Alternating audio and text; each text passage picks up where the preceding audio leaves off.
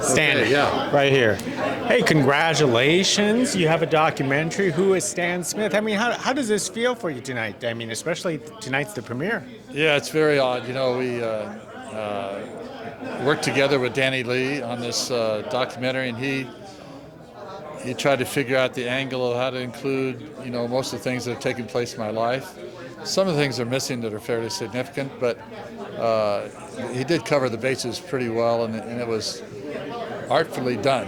And I really appreciate his effort in this whole process. I have to admit, because of all the accomplishments that you actually have, is this the first documentary that they've done for you? Well, actually, there was a film crew that worked with me back in '73 that followed me for a while on the tour, and that never really, you know, came to fruition. But you know, Spring Hill they saw my book, Stan Smith, who, you know, some people think I'm a shoe. They saw the book and they said, you know, this would be a great documentary. So they came to me and asked me if I'd do it. And I said, well, okay. And then we looked at different directors, and Danny, you know, it seemed like he really was great. I liked some of the stuff he had done. And so we had a great time working together, although part of it was during that COVID time. He had to go to England and stay in a room for 5 days. Oh. He couldn't get out. He was in prison, you know, and so after he got out, then we did the filming at Wimbledon and got in the center court, which was not easy to do. They didn't want you on the grass. Even my tennis shoes, they didn't want me on the grass. But anyway, the whole experience was fun. And then at the end of the film, you see my family, which has, you know, been a big part of importance in my life. What was it like returning to the courts and walking near the courts again? Well, I've actually been at Wimbledon for the last 50 years. Yeah. I haven't been on the court like I was then, but we actually walked on the court a couple times. This 100th anniversary of the center court just a couple of years ago, and then about 15 years before that. But it's a special court, and so just even walking on the fringe of the court and visualizing, especially the match point that I won the match that year in '72 was fun because it's such an important part of my career.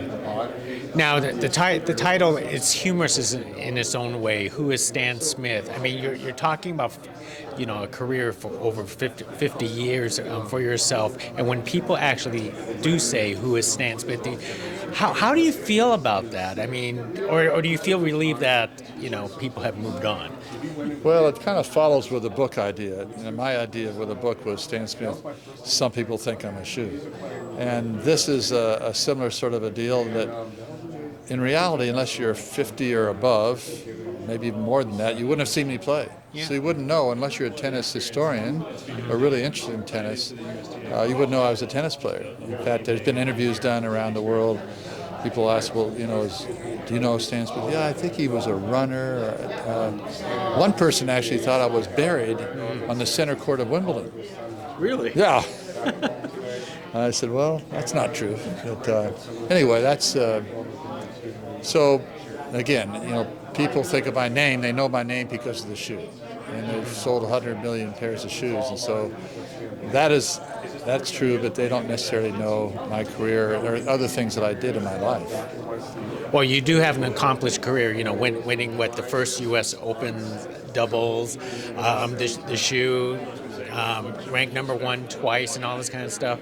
Do you feel like because the 1960s and 70s, that was like a start of a brand new, you know, tennis organization. Do you feel that you were part of a movement, a pioneer, perhaps? Well, my life, I've always felt, has been blessed as far as the timing of it. And I graduated from USC in '69, actually. It was really '68. It was my end of 4 years. But that was the year, '68 was when tennis became open. Mm-hmm. So in the summers of those years in college, I played in these tournaments back east, and they were amateur tournaments. And then in '69, they all became, or '68, they all became open tournaments, Yeah. professional tournaments. And the prize money was about $25,000 total prize money. So that was happening.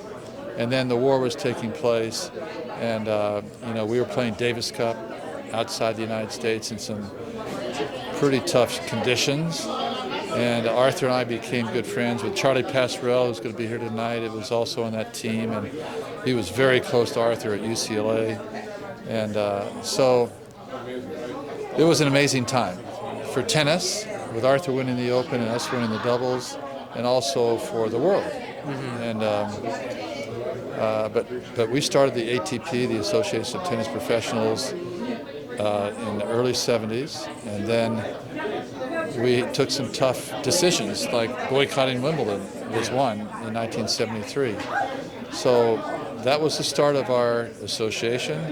It was the start of the tour, as it is today. Before that, Jack Kramer, who was from LA, would actually pick off the top players and offered them money to be professionals, and there was like 8 men traveling together, sometimes just head-to-head matches. And so there was no tour as it is today. And so we started that, and I'm proud of that with, again, with Charlie and Arthur and Cliff Drysdale and Newcomb and Roach and Laver and Rosewall, all players that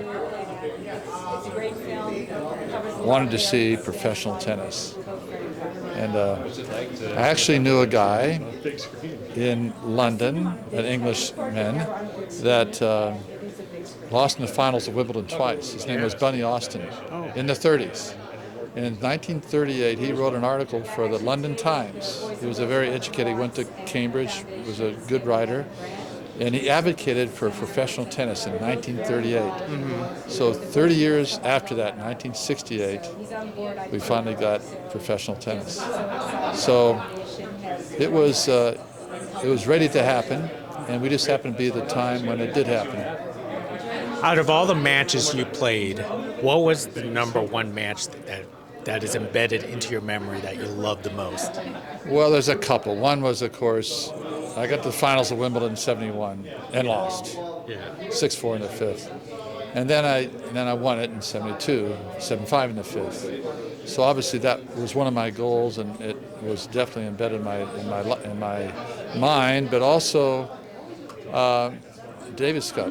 We played in Bucharest behind the Iron Curtain for the very first time against Nastasiya and Tirak, and there's so many elements. It was just after the Israeli athletes had been killed in the Olympics in Munich, and we had 2 Jewish members of our team, and so there was very tight security. The whole thing was stressful, and that experience, that week that we spent in Bucharest and the matches we played there probably were even more significant than winning Wimbledon.